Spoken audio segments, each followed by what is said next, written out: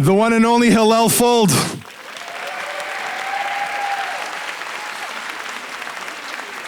I thought it was him. Yeah, brother. All right. You know how to work a crowd, my friend. Wow, that's unbelievable.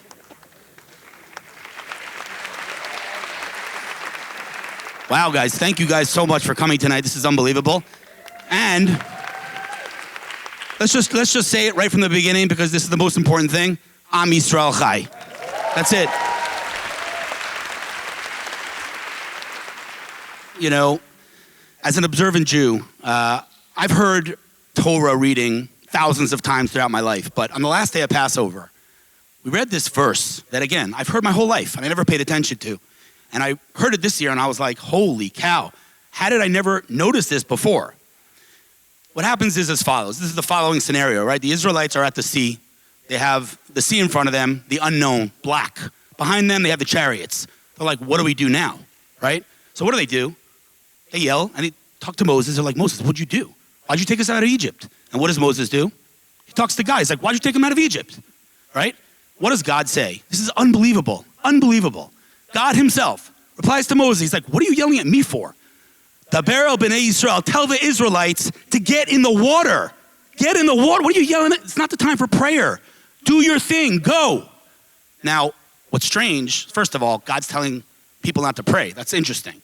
But 2 verses later, there's an absolute contradictory verse. It says, Hashem yilachem lachem, God will fight for you. V'atem tacharishun. Just sit there. Just sit there and watch victory. So which one is it? Are we winning? Is God winning? What's happening here? The answer is both. And it could not be more relevant than today. We have this war, all right? We know the ending. It's gonna end well, because it always does. The script's written, it keeps repeating itself. I told my friends today, we all know the expression, history repeats itself. So if you wanna know what's gonna happen, look at history. We know how this ends. In every generation, they come after us. They think they can annihilate us, but let me just ask you guys a question. Raise your hand if you know any Babylonians. Nobody? Assyrians? Nobody? Where are they? What'd I say?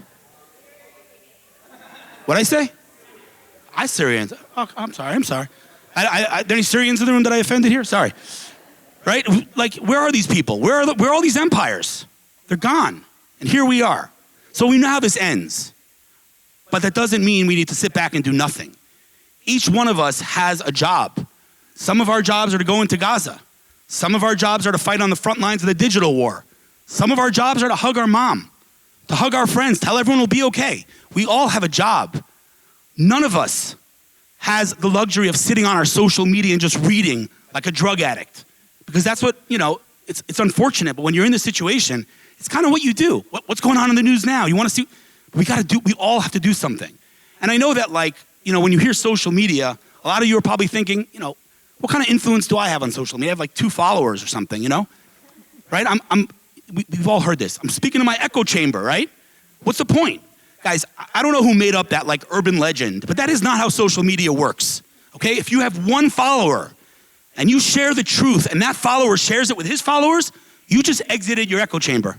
You just accessed their friends and their followers. So there is no such thing as a person with no influence. You need to use your platform. And again, everyone in their own way. But when it comes to this war, and this is what I've told so many people today and over the last 6 months, and this is something that, honestly, I heard from my father. And I don't know if any of you know this, I'm sure some of you do, but my late brother Ari was murdered by a terrorist around 5.5 years ago. And the reason I'm telling you that is because it gives the following statement by my father a little more meaning. Listen carefully, because you're not gonna hear this from anyone else. This is an unbelievable thing that I'm about to tell you. There has never been, listen carefully, there has never been a 75-year period in the history of the Jewish people in which so few Jews have been killed. I'm just gonna repeat that, and I need you to listen. There has never been a 75-year period since the destruction of the temple in which so few Jews have been killed, and that includes October 7th. So we're in this deep devastation right now. We're all mourning, I get it, but we need to step back, and we need to realize the state of Israel is protecting all of us, and we are stronger than we've ever been.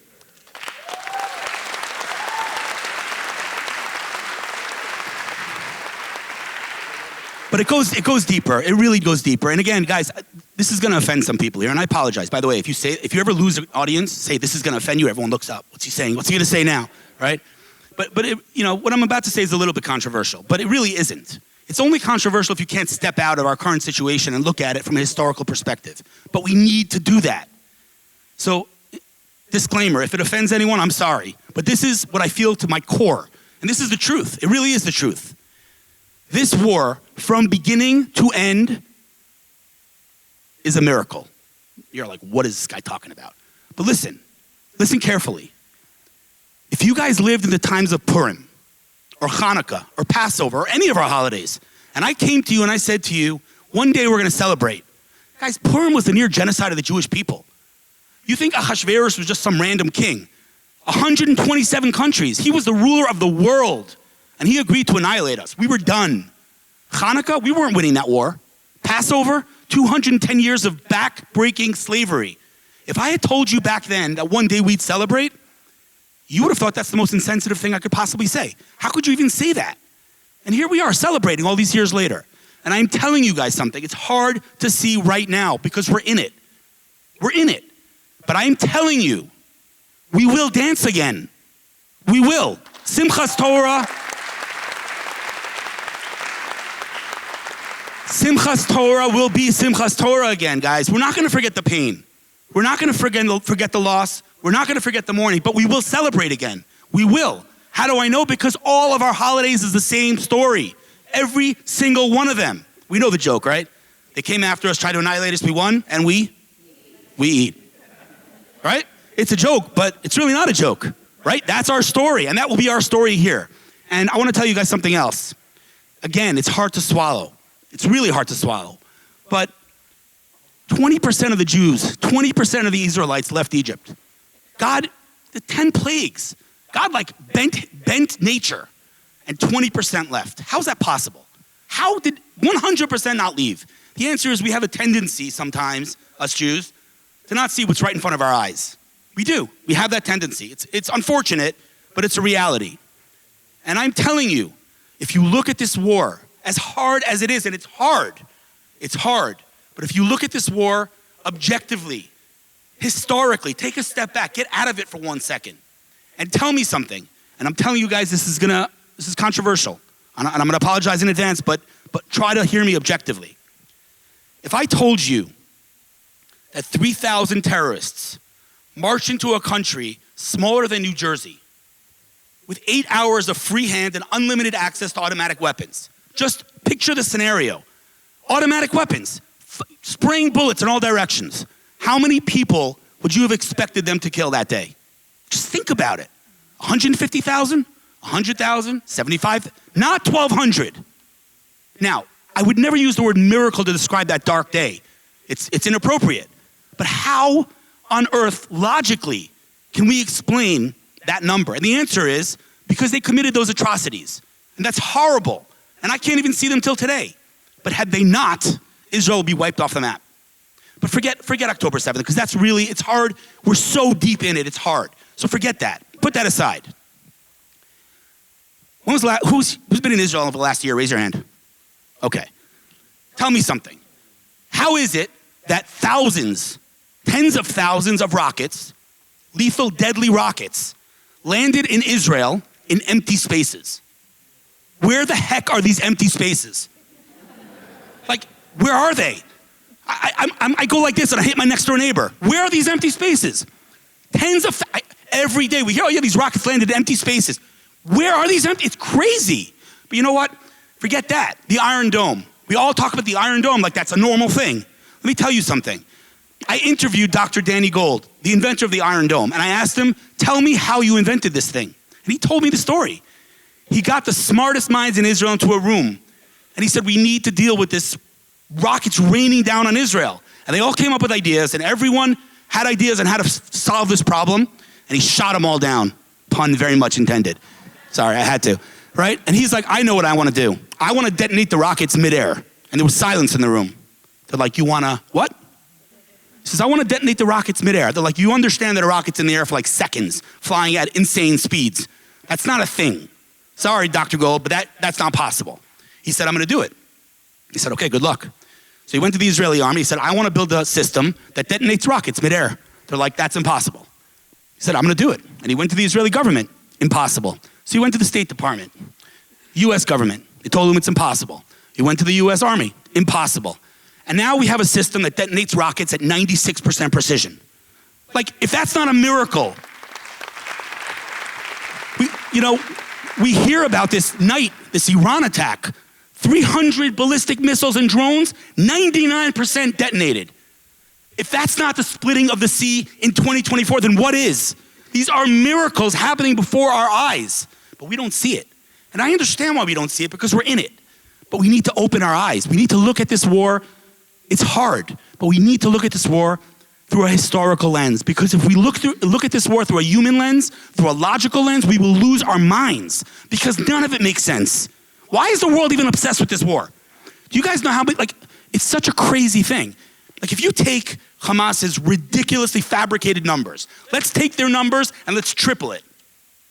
Do you know how many people die in Syria every single hour?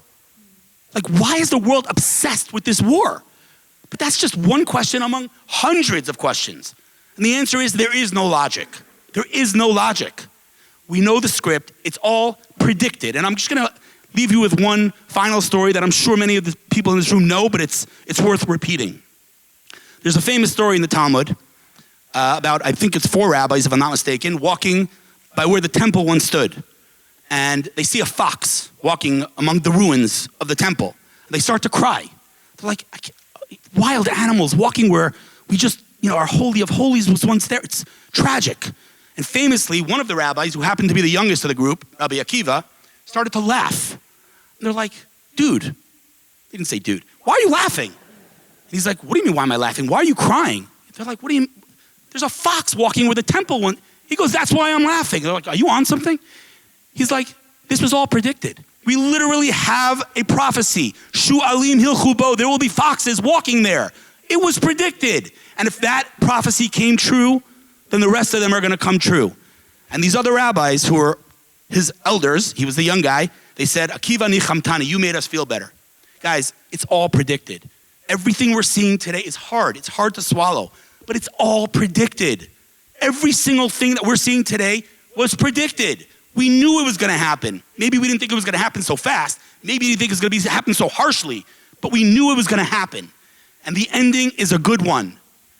And I want to repeat these words, because this is everything. We will dance again. Am Yisrael Chai, folks.